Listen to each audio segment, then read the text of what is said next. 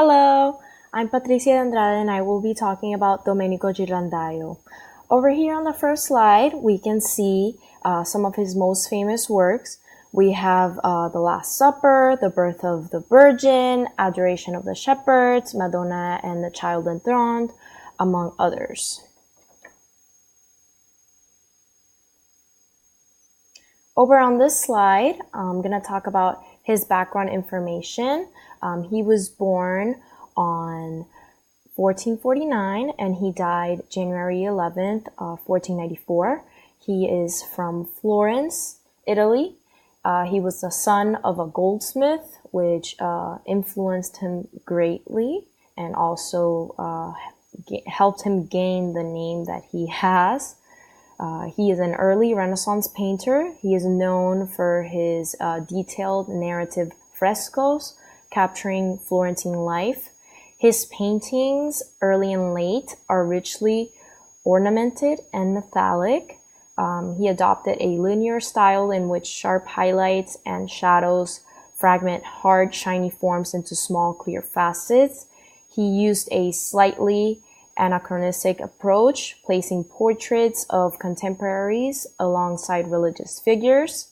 His settings are pastiches of classicizing fictions and real places.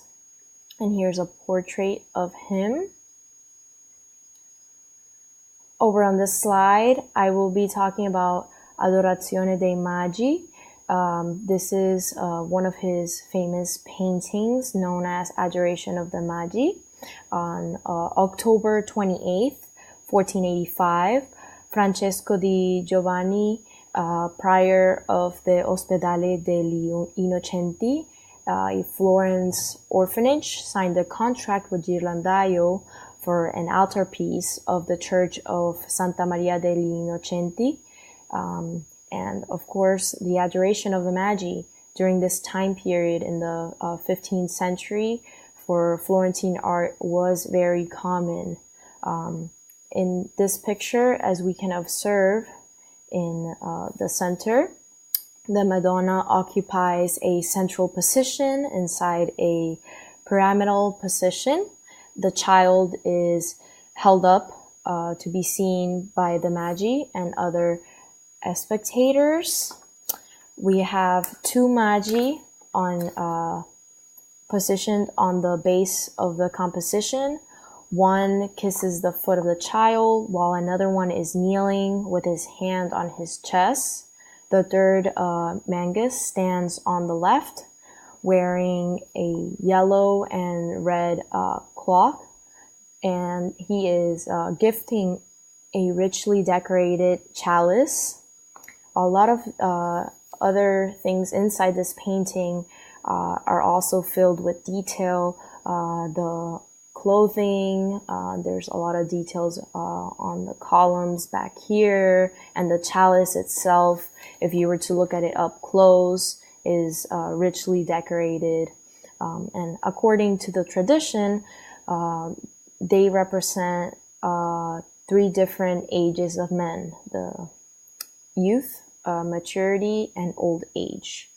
On the sides, crouched over, we see Saint John the Baptist, who points to the child, and Saint John the Evangelist, who is presenting a bleeding child who is dressed in very delicate clothing, kind of giving away the innocence of that child.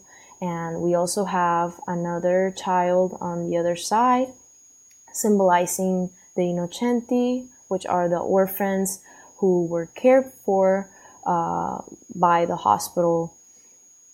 They are also referred to by the scene of the massacre of the innocents, which is represented right over here on the left background. We also see a traditional ox and a donkey, which are surrounding the Virgin together with Saint Joseph. And then here in the back, we see an unfinished hut where the brick wall is. It's also a symbol of the decline of paganism, which will soon to be replaced by Christianism, and the ceiling is supported by 4 columns decorated with candelabra. And we also notice that Ghirlandaio is painted over here on the left side, dressed in red, and among with the donor, which is dressed in black. And then finally we have over here in the background, we see ships, we see hills and mountains, and then the layman and the clerk are observing the scene, as they are symbols of being the main institutions backing the orphanage.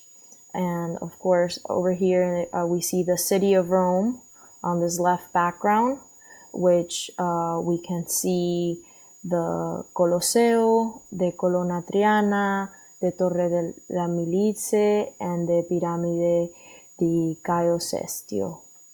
So this was painted on a tempera paint, and this was one of his greatest works of art. And of course, he influenced many other artists because of his styles, and he took a big impact taking in everything that people lived in Florence during that time period and in the Renaissance.